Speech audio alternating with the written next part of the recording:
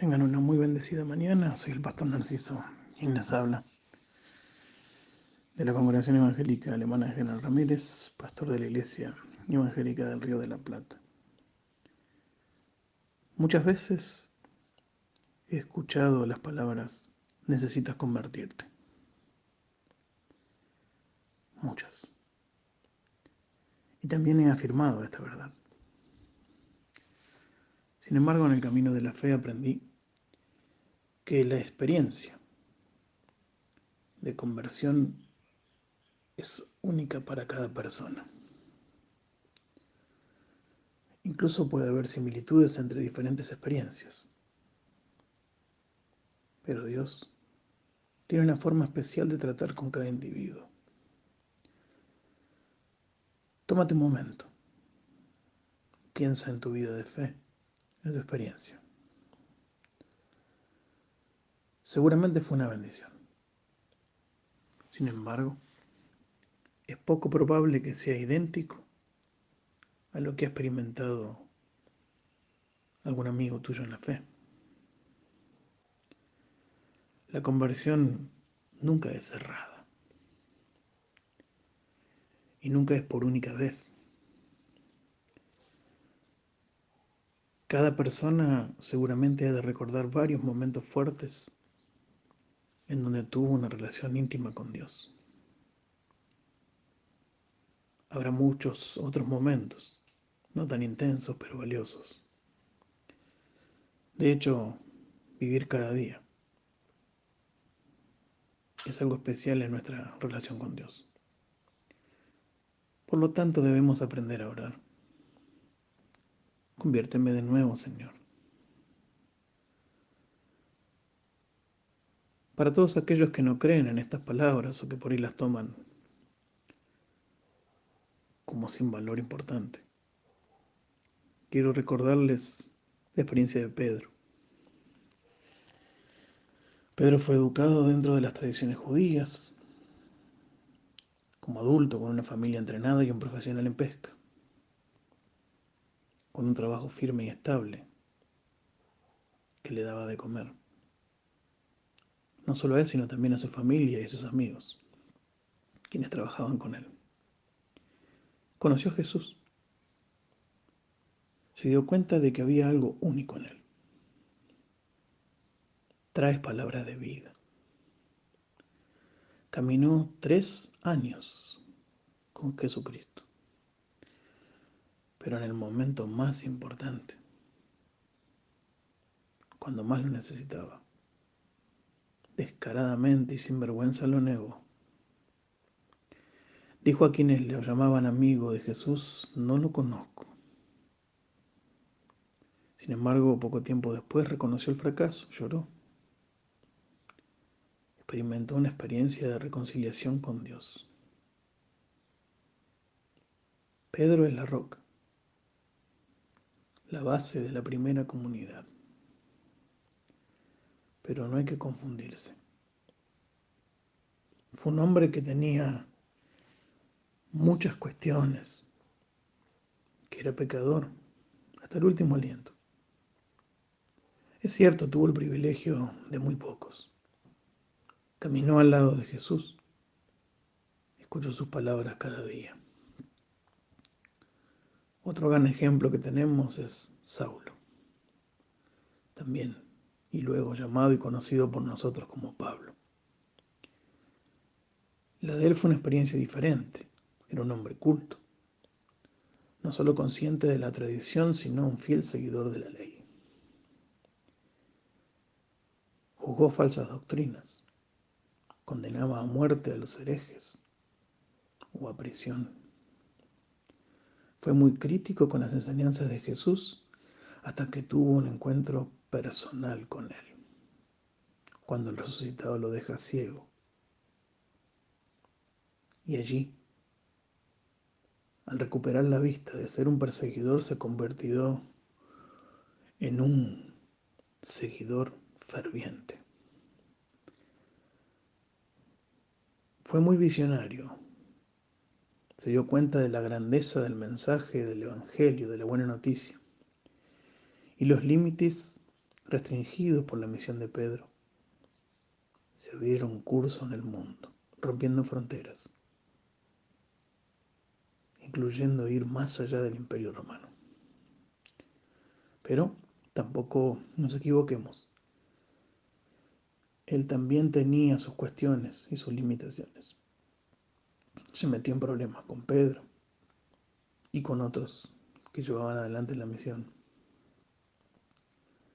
Exigió costumbres extrañas a los cristianos, a quienes había encarcelado en su tiempo. También así, y aún así, Jesús habló con él cara a cara. Han pasado muchísimos años después de los apóstoles, de los discípulos.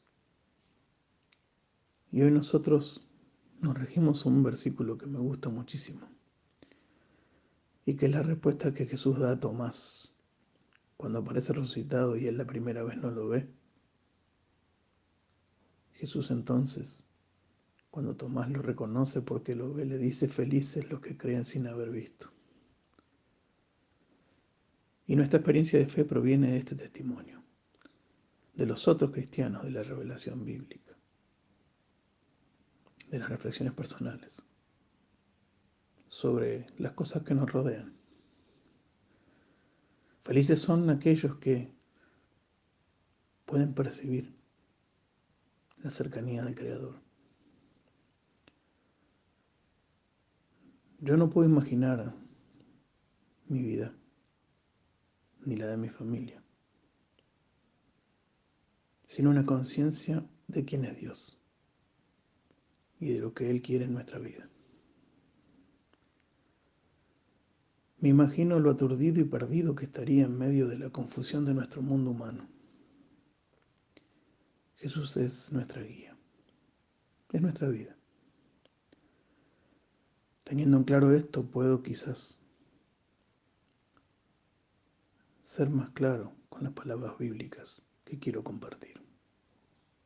Pablo le dice a los romanos: todas las cosas funcionan para bien de los que aman a Dios, de los que son llamados según su propósito.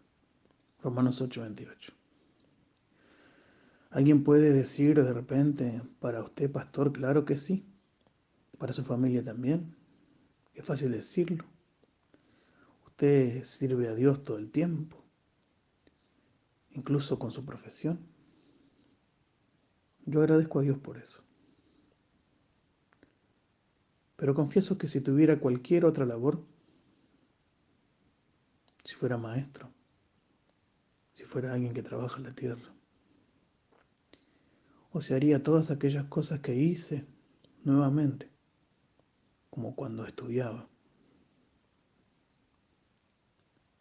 que eran muchísimos trabajos distintos para poder cubrirme los gastos de la facultad, Dios siempre estuvo en mi vida y siempre he creído en Él. Creo que tendría el mismo compromiso con la fe. Por esta razón me detengo, pienso, todo el tiempo. Dios cada día nos vuelve a convertir, porque Él marca su presencia y su guía en cada oración.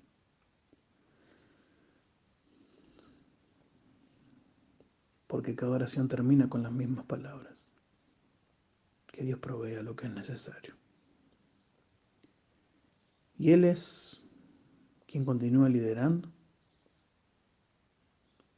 y dando, señalando nuevos desafíos. Creo en un Dios vivo y activo, en el entorno en el que vivo. Creo que me ha llamado, como ha llamado a tantos otros. Por eso quiero servirlo, no solo como pastor, sino también como cristiano, como ciudadano, independientemente de la situación o de la profesión. Dios nos llama y llama a cada uno. Comprenderlo y seguir trae felicidad a la persona que decide hacerlo y bendición para quienes nos rodean. También trae muchos dolores de cabeza. Por eso, si vienen tiempos difíciles, como los que estamos viviendo ahora a nivel mundial, debemos pensar también en otras palabras que Pablo escribe a los romanos. Nada puede separarnos del amor de Cristo.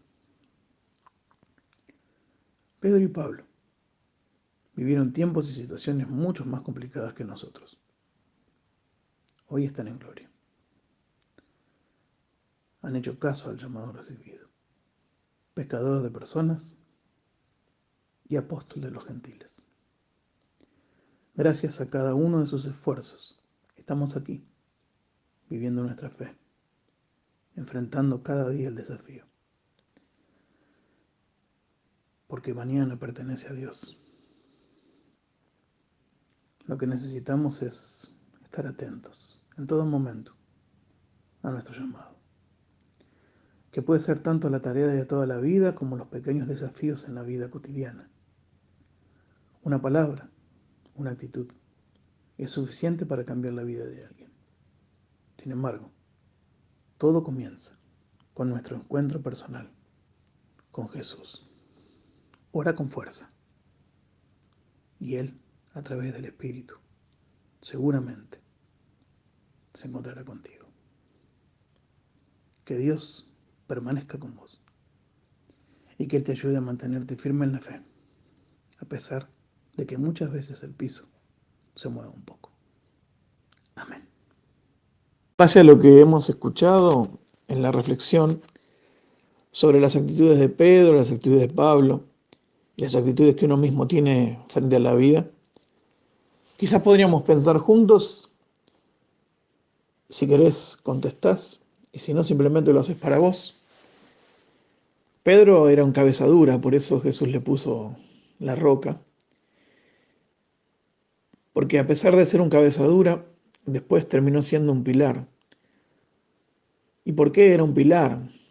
Porque cuando se le ponía algo en la cabeza trataba de cumplirlo y de llevarlo adelante.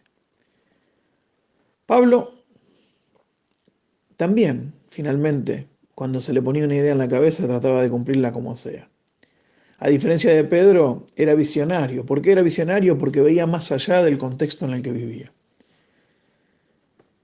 Después tenemos a Tomás. Tomás fue el que dijo, si yo no lo veo, no creo. Cuando los demás discípulos le contaron que Jesús había aparecido resucitado.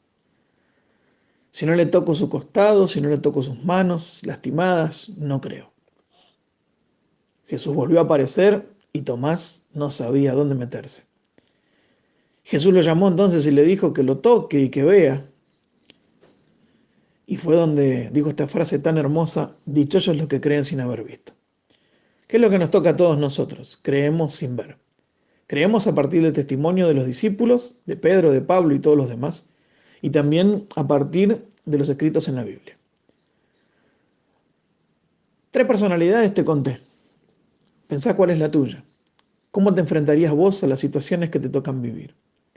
¿Cómo te enfrentás cada día, cuando te levantás y cuando empezás de nuevo? ¿Cómo agradeces cada día por haberlo vivido? Es importante que lo puedas hacer porque te da la oportunidad de mantener el contacto con Dios, ese Dios que te provee todo. Quizás pueda decirme, Dios no me habla a mí, no me llama, no me dice nada. Yo estoy seguro de que sí. En el canto de un pájaro, en alguien que te detiene en la calle y te pregunta por algo o te pide algo. En aquellos que encuentras en necesidad, en tu misma familia, en situaciones de angustia o en situaciones de alegría. Quizás pueda decir como Moisés, cuando Dios lo fue a buscar para que hable, y yo no sé hablar. Es más, se cree y se piensa que Moisés era tartamudo. Sin embargo, Dios le dijo, yo pondré palabras en tu boca y sabrás qué decir. Lo mismo dijo otro de los profetas. Yo no sé cómo hablar y Dios lo arrimó hacia el lugar donde estaban las brasas, y apoyó una sobre su boca para abrirlo. para que Él sepa qué decir. Yo no te digo que quemes tu boca, sí digo que te animes, que no hagas lo que hizo este profeta, pero que aceptes que Dios va a llamarte, así como llamó a Samuel también. ¿Sí? Samuel dormía y sentía una voz que lo convocaba. Y él se levantaba y buscaba y no encontraba a nadie hasta que su maestro, siendo niño, 12 años tenía, le explicó y le enseñó que quien lo llamaba era Dios para que lo sirva. Y así Samuel fue profeta. Dios llama de distintas formas. Dios te busca de distintas formas. ¿Qué cosas podés ofrecer vos para Dios? ¿Cuáles son tus dones? ¿Cómo es tu personalidad? ¿Cómo puedes hacer que Dios pueda ayudarte en la vida a ser mejor? Y que puedas entonces a partir de ahí cambiar un montón de cosas que vivimos hoy que están alejadas de lo que Dios quiere. Así que bueno, te dejo ese trabajito.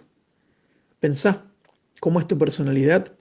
Pensá cómo responderías a Dios ante un llamado. Y pensá que los actos simples de la vida, lo más simple, es quizás en donde Dios se está presentando ante ti. Que tengas un hermoso